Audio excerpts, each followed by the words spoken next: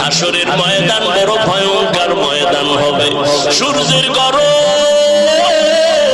একদিকে জাহান্নামের আগুনের গরম, গুনাহগারেরা সব মানুষগুলো হাসরের মাঠে উলঙ্গ দাঁড়াবে।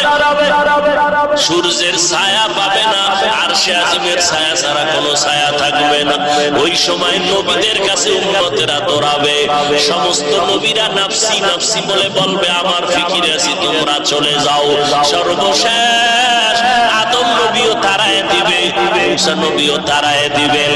এক পর্যায়ে আমার কাছে আসবে, আমি থাকবো মাওলার দরবারে মাকামে মাহমুদে।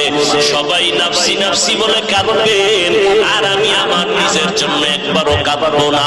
আমি আমার মাওলার আদালতে বলবো, ও আল্লাহ, আমার উম্মতের বাঁচাও, আমার একটা উম্মত যেন জাহান্নামের আগুন ধরতে না পারে।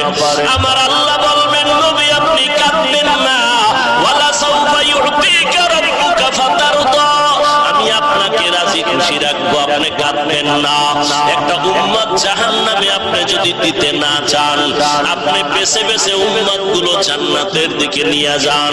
আমার নবী উম্মত গুলোরে ধইরা এক সারিতে হাউজে কাউসারের কিনারায় হাজির করবেন, পানি পান করাবেন নবীর নিজের হাতে। হঠাৎ একটা পর্দা পড়ে যাবে, ফেরেশতাকে নবী বলবেন, পর্দা দিলা কেন? উম্মত তো বাকি আছে। ফেরেশতারা বলবে, এরা আপনার ওই উম্মত, আপনি বিদায়ের পর আপনার সুন্নতের তারা জবাই করেছে।